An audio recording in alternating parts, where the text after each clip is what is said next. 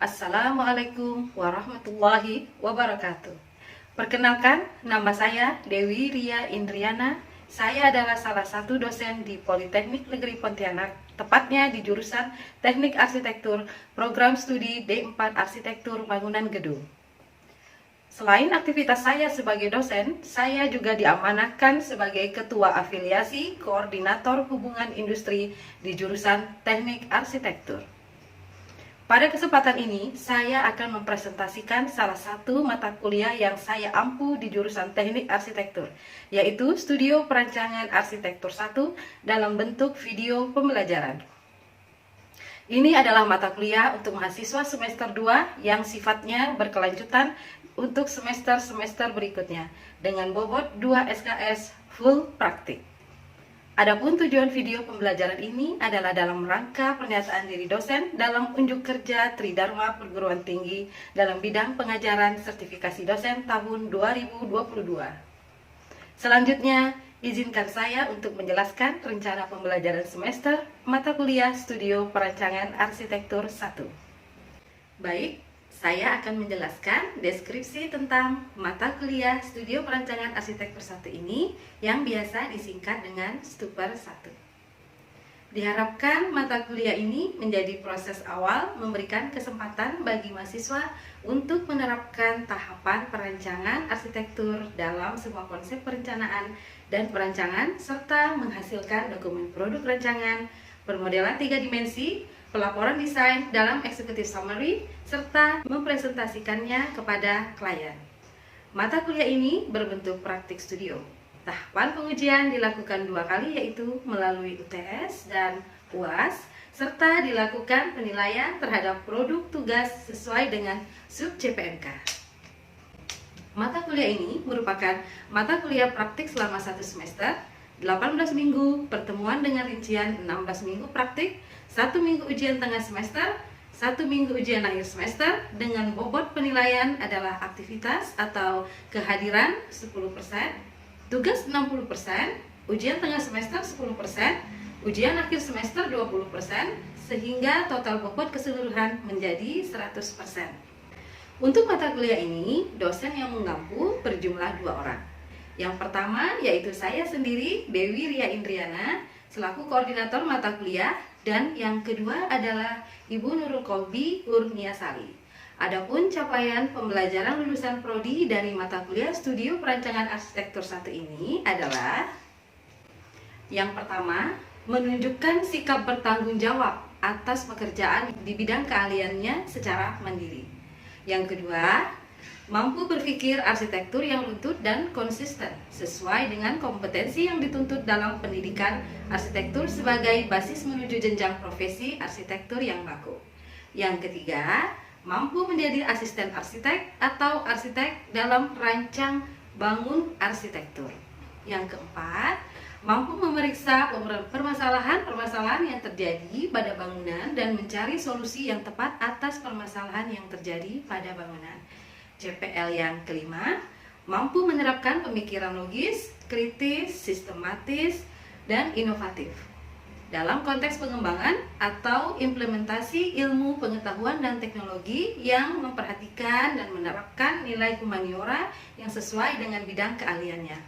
CPL yang keenam, mampu menunjukkan kinerja mandiri bermutu dan terukur. CPL yang ketujuh, mampu mengkaji kasus penerapan ilmu pengetahuan dan teknologi yang memperhatikan dan menerapkan nilai humaniora sesuai dengan bidang keahliannya dalam rangka menghasilkan prototipe, prosedur baku, desain, atau karya seni. CPL yang ke-8, mampu menyusun hasil kajian tersebut di atas dalam bentuk kertas kerja, spesifikasi desain atau esai seni, dan mengunggahnya dalam laman perguruan tinggi. CPL yang ke-9, mampu mengambil keputusan secara tepat dalam konteks penyelesaian masalah di bidang keahliannya berdasarkan hasil analisis informasi dan data. CPL yang ke-10, mampu menggunakan perangkat pendukung penggambaran manual sesuai dengan tingkat kedalaman informasi gambar yang dituntut. CPL yang ke-11 mampu mengorganisasikan informasi arsitektur dalam lembar gambar, mengikuti alur proses perancangan yang runtut dan berkesinambungan yang mendukung tuntutan sebuah gambar kerja konstruksi. CPL yang ke-12, mampu menuangkan ide dan gagasan dalam konsep serta bisa mengembangkan sintesa rancangan arsitektur melalui kemampuan sketsa tangan atau freehand. CPL yang ke-13, terampil dalam menyajikan informasi gambar arsitektur sesuai dengan ketentuan pembakuan di bidang jasa konstruksi.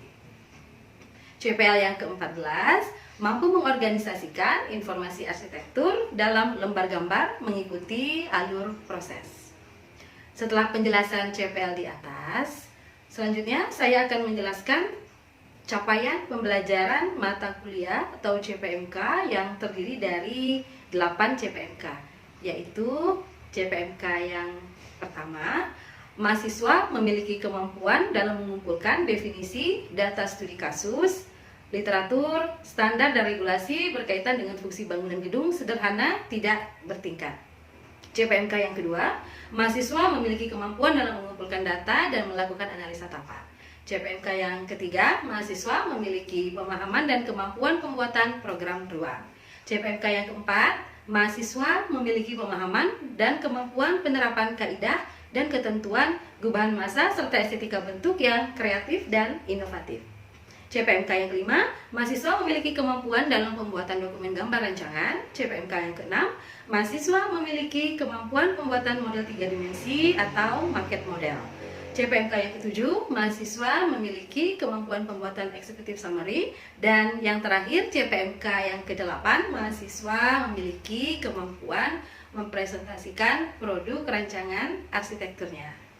Baik, untuk selanjutnya dari CPMK tersebut diturunkan menjadi sub CPMK, yaitu yang pertama, mampu menerapkan teknik pengumpulan definisi data studi kasus, literatur, standar dan regulasi berkaitan dengan fungsi bangunan gedung sederhana tidak bertingkat.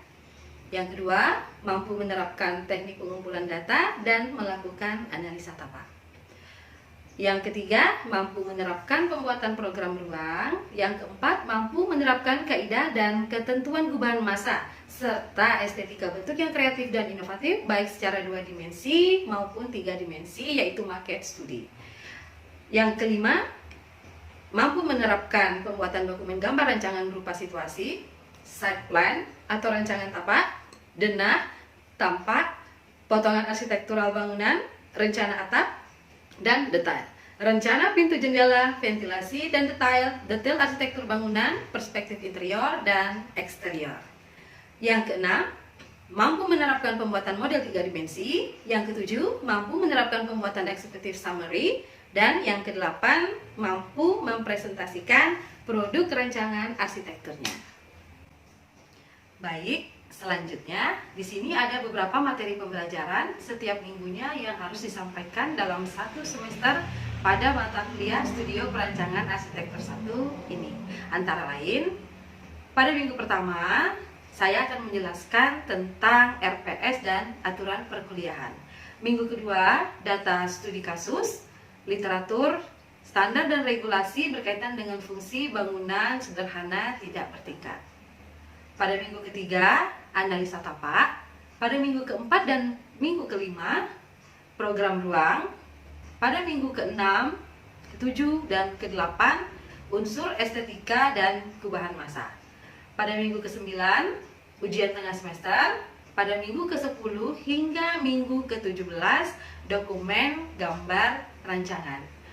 Kemudian minggu terakhir, yaitu minggu ke-18, kita akan melaksanakan ujian akhir semester.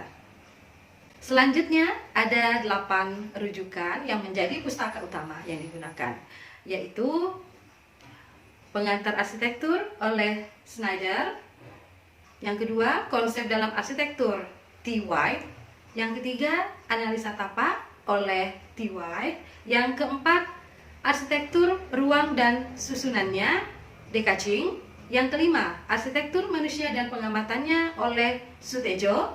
Yang keenam, Ruang dalam Arsitektur oleh Van de Ven. Yang ketujuh, Wastu Citra oleh Romo Mangun. Dan yang kedelapan, Data Arsitek oleh Newford. Selain 8 pustaka utama di atas, Ada 2 pustaka pendukung yang saya tambahkan menjadi rujukan di sini, yaitu yang pertama Tata Atur oleh T. White dan yang kedua Berpikir Gambar oleh Lassault. Baik, selanjutnya untuk bentuk pembelajaran yang saya lakukan adalah dalam bentuk luring, yaitu tatap muka di kelas. Untuk media komunikasi yang digunakan adalah WhatsApp yang fungsinya untuk konsultasi mahasiswa secara personal, dan Google Classroom yang digunakan untuk penyampaian informasi dan pengumpulan tugas mingguan. Media pembelajaran yang digunakan untuk mata kuliah super ini adalah Infocus, laptop, kertas A3 untuk pembuatan konsep serta kertas A2 untuk pembuatan dokumen gambar kerja. Untuk penggambaran menggunakan pensil mekanik, kemudian pensil biasa, drawing pen, penghapus, penggaris segitiga, pensil warna, spidol warna, dan cat air. Untuk metode pembelajaran yang dapat diterapkan di dalam kelas, saya memilih untuk memberikan studi kasus 3 hingga 4 proyek. 2 studi kasus akan diambil dari studi kasus luar negeri, dan 3-nya lagi studi kasus saya ambil dari dalam negeri. Nah, kelima studi kasus ini sebagai bahan referensi mahasiswa untuk merancang bangunan yang sesuai dengan tugas besar di mata kuliah ini. Selain studi kasus, saya menerapkan dengan ceramah, kemudian diskusi dan asistensi. Nah, di sini berlangsung tanya jawab serta pemberian tugas. Kemudian yang keempat adalah project based learning. Pada semester 2 ini, mahasiswa masih diwajibkan menggunakan gambar manual, sehingga produk akhir yang dihasilkan adalah gambar kerja dengan media kertas A2. Selanjutnya, saya akan menjelaskan persiapan perkuliahan di dalam kelas. Mempersiapkan diri saya untuk hadir 10 menit sebelum perkuliahan dimulai. Menginformasikan kepada ketua kelas agar mempersiapkan Infocus serta perangkat lainnya. Buka kelas akan diawali dengan pembacaan doa bersama-sama. Saya melakukan absensi mahasiswa satu persatu. Dan yang terakhir, sebelum saya menyampaikan materi terkait untuk hari ini, saya akan mereview tugas-tugas mahasiswa yang sudah dikerjakan pada minggu sebelumnya. Untuk terkait proses pelaksanaan perkuliahan, saya akan menyampaikan materi terkait dengan target tugas hari ini. Lalu akan dilanjutkan dengan diskusi dan tanya jawab. Setelah diskusi dan tanya jawab selesai, maka mahasiswa mulai untuk mengerjakan tugas sesuai dengan arahan. Pada proses pengerjaan tugas gambar, mahasiswa juga diperbolehkan untuk asistensi tugasnya yang belum mereka pahami. Dan yang terakhir, saya mengisi presensi dosen, yaitu berita acara perkuliahan, serta menandatangani pada kolom absen mahasiswa. Untuk penilaian perkuliahan, melaksanakan UTS di minggu ke-9 dan UAS di minggu ke-18. Pelaksanaan remedial akan dilakukan di minggu ke-19. Pelaporan nilai akhir mahasiswa dilakukan pada minggu ke-20. Selanjutnya, mari kita saksikan video pembelajaran saya pada mata kuliah Studio Perancangan Arsitektur 1 yang dilakukan secara tatap muka di dalam kelas berikut ini. Assalamualaikum warahmatullahi wabarakatuh. Selamat siang dan selamat sejahtera. Sebelum kita membuka perkuliahan, saya ingin berdoa ya. Mari kita berdoa menurut agama dan saya berdoa selesai. Sebelum saya menyampaikan materi hari ini, saya absen dulu ya. Surai, Ayu,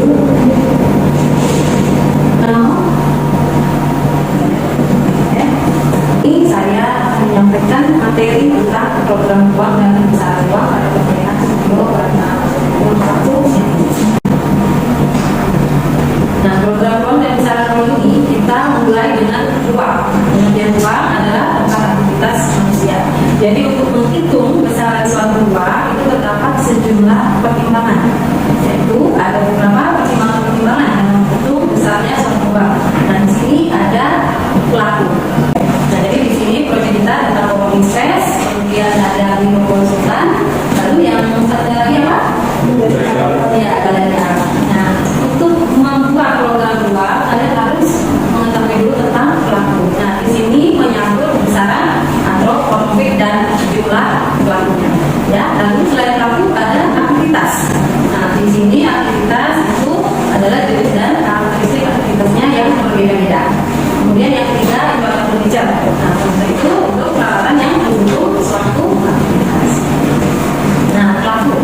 Kalau di sini pelaku itu ya ada orang ya, jadi dia ada individu orangnya ataupun sekelompok orang yang beraktivitas dan menggunakan suatu ruangan. Di sini pelakunya internal dan eksternal. Nah, kalau pelaku itu disesuaikan dengan besaran atau konflik. Ini menunjukkan pada besaran tubuh seorang pelaku. Nah, kemudian di dalam tabel nanti pada saat kalian program-program berubah, kalian membuat tabel. Nah, program-program itu tabelnya ada pelaku, ya kan? Kemudian ada aktivitas. Lalu nanti akan ada apa lagi? Iya, dengan uang yang diperlukan. Maka nanti kalau kita diterima lagi, hasil akhirnya akan untuk besaran uang. Ya. Nah, kalau di sini aktivitas itu menyangkut mengelompokkan atas sebuah aktivitas di dalam kelompok private, semi private ini biasanya dibilang apa? Zoning.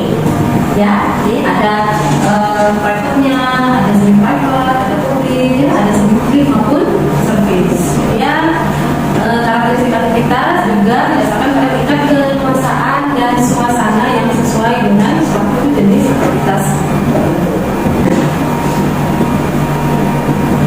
Nah, ini tahapan program ruang berturut-turut yang harus kalian kerjakan itu adalah menetapkan hubungan ruang, kemudian menetapkan besaran ruang, lalu kalian menetapkan pola hubungan ruang, kemudian menetapkan zona tadi yang ada private, semi-private, publik dan lain-lain. Ya, lalu yang kelima kalian harus menetapkan kualitas ruang. Untuk working, untuk proyeknya Bina Konsultan dan proyeknya dari A itu berbeda-beda antara ya, itu harus sesuai. Oke, nah untuk beberapa tadi menentukan pelaku, lalu menetapkan jenis pelaku, dan jumlah pelaku, lalu aktivitas pelaku yang akan diakomodir, kemudian mengelompokkan pola aktivitas yang seragam, kemudian menetapkan kebutuhan ruang. Nah, ini tahapan-tahapan yang harus kalian kerjakan pada dasar ini. Nah, ini untuk tabel kebutuhan ruang yang harus kalian kerjakan. Ini ada nomor 1 hingga ada seterusnya. Kemudian kita harus menentukan pelakunya. Ya, tadi yang untuk ngomongin space ada owner, ya, ada staff, ada security-nya, ada OP-nya, ya, kemudian ada pengunjungnya. Nah, itu untuk pelaku. Lalu jenis pelakunya apa saja.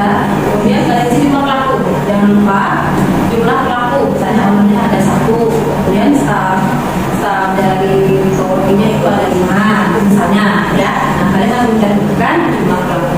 Nah, kemudian skenario aktivitas pelaku. Nah, itu seperti apa? Misalnya datang, ya kan? Kemudian ke ruang staff, lalu mungkin yang staffnya sebagai koki dia langsung ke dapur, ya. Kemudian istirahat, balik lagi ke ruang staff, ada jam makan siang dia makan, kemudian kerja lagi, kemudian dan seterusnya, lalu pulang, akhirat, kemudian datang lagi ke sekolahnya dan aktivitas seperti itu terus setiap hari. Nah, kemudian setelah kalian selesai mengerjakan kebutuhan ruang, maka kita bisa melanjutkan proyek kita dalam pengerjaan besaran ruang, ya. Nah, besaran ruang ini di sini ada besaran pelaku juga, lalu ada besaran aktivitas, kemudian besaran pembicaranya. Jangan lupa 3 pertimbangan itu akan terus-menerus kita pakai sampai selesai program yang besaran ruang. Kemudian jumlah pelaku, jangan lupa ya, saya menjelaskan jumlah pelaku, kemudian besar area pelakunya. Kalian juga harus jangan lupa menghitung sirkulasi, ya, sirkulasi satu pelaku itu berapa, jadi dikalikan berapa orang pelaku yang ada di dalam tabel kalian. Dan di sini ada juga besar area tulisannya, jangan lupa nggak dicantumkan. Kemudian besar aktivitas di sini 20 hingga 30%. Oke. Nah, seperti ini misalnya contohnya kalau di rumah ya, di sini kebutuhan ruangnya pelakunya bapak, di sini jenis pelakunya dia private ya, dan jumlah pelakunya yang besar. Dan di sini saya ucapkan tadi skenario aktivitas pelaku, berarti dia kan tidur lalu mandi, bekerja, istirahat, mandi lagi, dan pulang ke keluarga, ya, dan makan malam. Mungkin kalau ada tamunya, mungkin tamu baginya ada di ruang tamu, gitu ya kan. Lalu kemudian ke kantor, menonton TV, kemudian tidur lagi. Nah, sini kebutuhan rohnya apa saja, kan gitu, ya kan. Nah, kebutuhan rohnya apa saja. Kalau begitu, berarti bapak kebutuhan rohnya yang kedua adalah ruang makan, lalu ruang tidur, ya, kemudian kamar mandi, lalu ada ruang istirahat, ya, lalu ada ruang visual dan ruang kerja.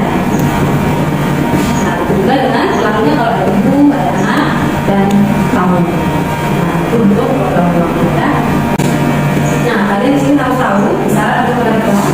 Jadi kalau pelaku itu jangan lupa kalian kalikan dengan 0,8 meter persegi, itu adalah ukuran standar untuk sirkulasi satu pelaku. Jadi kalau di rumah ada 3 pelaku, dengan bapak, ada ibu dan anak, nanti 3 orang lagi dikatakan 0,8, ya, maka dihasilkan luasnya 2,4 meter persegi. Nah, kira-kira kurang lebih dari 3 orang pelaku ini, maka tunjukkan luas totalnya 56,88 meter persegi. Ya, jangan lupa jumlahkan setiap ruangannya. Oke, sekian dari saya. Jika ada pertanyaan di sini dari kalian, supaya kita bisa diskusi lebih lanjut ya tentang program dan cara berlaku. Silakan yang ingin bertanya. Oke ya, silakan. Tentang misalnya uang biasa itu, tadi masih itu terhadap luasan bapak saya sekitar 2.000 meter itu ya. Pertanyaannya bagus sekali ya. Mungkin yang lain juga ada yang menghitung, ternyata luasan yang itu masih kecil, ya. Padahal advokasinya kurang lebih 2.000 meter persegi, ya kan? Dalam itu ya, ya. Gimana Bu? Saya itu saya itu sudah sesuai dengan standar, ya kan? Sudah dengan sirkulasi ya, sudah sirkulasi 0,8 meter persegi. Tapi masih ada kecil Bu, lahannya besar. Nah, kira-kira boleh nggak? Ya kan? Gitu. Oke, terima kasih Ibu. Pertanyaan bagus sekali ya. Bisa belajar ya. Boleh misalkan. Tapi ya artinya dari misalkan 2 sampai 3 kali dari misalkan yang kalian buat. Jadi misalnya gini, 400 persegi. Jadi bisa kalau besar 2 kali lipat dari itu berarti 800 meter persegi. Nah, kira-kira untuk luas bangunan kayak segini lagi gini, ada biaya itu berapa? 1.200 berarti 60%, 60% berarti luas lahan. Dan barang tahun persegi, hitungannya berarti bisa kita kalikan 3. Nah, dapatlah 1.200 persegi, berarti bisa sesuai dengan standar dari yang sudah kalian tentukan. Tapi coba dulu untuk menentukan itu. Jadi kalau dari sini kan 2.000 persegi, untuk para pelaku, ya, untuk sekitar 800 sampai 1.000 persegi. Dan itu kan hitungannya tidak mesti semua ruangan yang kalian berbesar, ya kan? Untuk toilet, saya rasa tidak perlu besar, ya, karena sudah sesuai dengan standar. Mungkin bisa dibesarkan itu dari kalian. Nah, ini bisa dibesarkan masa kegiatan tempatnya, workshopnya, ya, atau mungkin dibesarkan pada ruang staff atau studio service-nya, mungkin ya, bisa dibesarkan pada kegiatan. Jadi tidak semua ruangan yang mengharuskan, ya, mengharuskan kita untuk dibesarkan semua. Oke, paham? Paham ya? Oke, apa lagi nak? Toilet. Ya, toilet. Lalu ada area showroom. Oke. Apa lagi nak? Kapsul.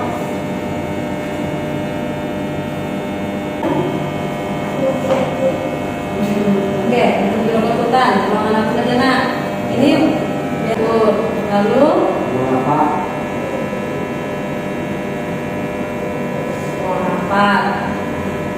Ruang apa lagi nak? Studio. Ruang karyawan ya.